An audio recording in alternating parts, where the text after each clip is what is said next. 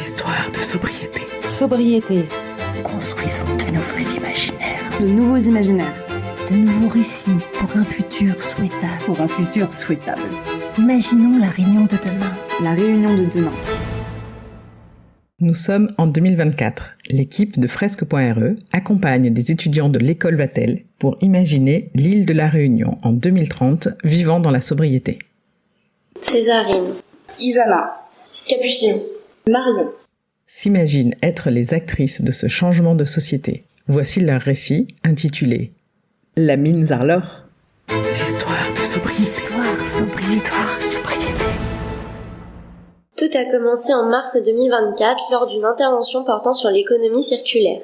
Le climat social étant plutôt tendu quant à l'avenir, nous avons décidé de lancer un projet pour un monde meilleur et pour un avenir plus sain. Nous avons débuté à notre échelle, c'est-à-dire au sein de l'école, pour créer un jardin urbain dans lequel il n'y avait pas de déchets. Le but était que les étudiants fonctionnent tous en étroite collaboration et chacun d'entre eux consommerait pour soi. Tout ce qui peut être produit sur place le sera, afin de réduire au maximum les apports extérieurs.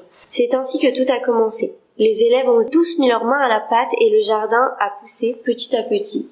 Vu le succès du jardin de Vatel, les écoles et les entreprises ont voulu participer à notre projet. Les écoles ont ainsi l'occasion de sensibiliser les enfants, mais aussi de leur apprendre à apprécier les fruits et légumes qu'ils ont plantés et cueillis. Pour les entreprises, l'idée est de pouvoir leur apprendre la consommation collaborative pour créer du lien avec ce qui nous entoure. Vu l'ampleur de notre action, nous avons eu soif d'un nouveau défi qui aille au-delà des fruits et légumes. C'est là où la ferme L'Endormie a vu le jour. Celle-ci a pour but d'élever tout type d'animaux qui seront respectés et qui seront en totale liberté. En effet, l'idée est de sensibiliser la population sur l'importance de respecter les animaux pour une consommation plus raisonnée. Ce défi s'inscrit dans la continuité d'une île plus responsable et consciente de l'importance de la nature. En 2027-2028, le projet a continué d'évoluer progressivement. En commençant à l'échelle de notre école pour ensuite s'étendre aux entreprises, nos objectifs atteignent à cette période chaque ville et chaque quartier de la Réunion.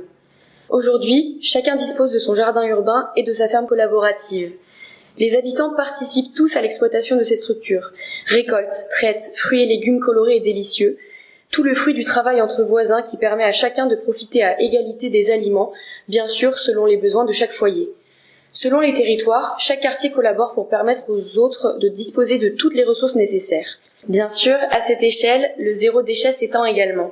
Chaque composant qui participe à l'élaboration d'un produit est utilisé de manière optimale. Ceci est possible grâce à nos artisans et à la capacité des habitants à fabriquer pour satisfaire leurs propres besoins. En bref, au niveau alimentaire, il n'y a plus d'export de denrées. C'est déjà un grand succès. Cette période nous a donné la force d'imaginer plus grand et de renforcer le patrimoine de notre île. C'est pour cela que l'année dernière, nous avons enfin réussi à limiter un maximum l'import des produits extérieurs. Seuls les éléments indispensables pour la vie quotidienne sont apportés en bateau. Nous avons appris à fabriquer notre mobilier avec les ressources présentes sur l'île, remplacer les emballages plastiques par les feuilles de bananier, utiliser les copeaux pour fabriquer notre papier, ou encore utiliser l'huile de coco dans les voitures pour limiter l'utilisation du pétrole. Nous n'avons plus de mairie et chaque quartier de l'île a son propre espace collaboratif et d'apprentissage. Chaque artisan partage son savoir et tout le monde apprend à fabriquer des merveilles avec ses mains. Tout le monde partage ses connaissances sur la production de produits maison naturels comme les produits ménagers ou les savons. Nos jardins urbains fonctionnent à merveille et les habitants sont fiers de pouvoir manger ce qu'ils ont fait pousser tous ensemble. On y retrouve une multitude de fruits et de légumes de saison. La ferme collaborative plaît énormément aux enfants et permet de leur enseigner le respect que l'on porte à un animal et lui apprend le sens de responsabilité. La viande consommée est locale et limitée. Les animaux vivent à l'air libre et chaque partie de l'animal est utilisée. Nous avons réappris à manger en pleine conscience et dans le respect des plantes et des animaux. Chaque quartier possède sa mine Zarlor où les habitants peuvent retrouver le nécessaire pour la vie quotidienne sans avoir acheté neuf. On y retrouve des perceuses, des livres ou encore des habits. C'est un échange de bons procédés. Tout le monde trouve son bonheur et travaille en harmonie dans le respect de l'homme et de la nature. Nous ne produisons plus de déchets et nous sommes en quasi-autosuffisance. Tout ce savoir-faire permet de garder en vie notre culture et notre histoire.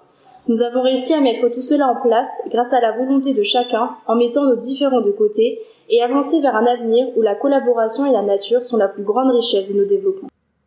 Histoires de sobriété. Sobriété. Construisons de nouveaux imaginaires. De nouveaux imaginaires. De nouveaux récits pour un futur souhaitable. Pour un futur souhaitable. Imaginons la réunion de demain. La réunion de demain.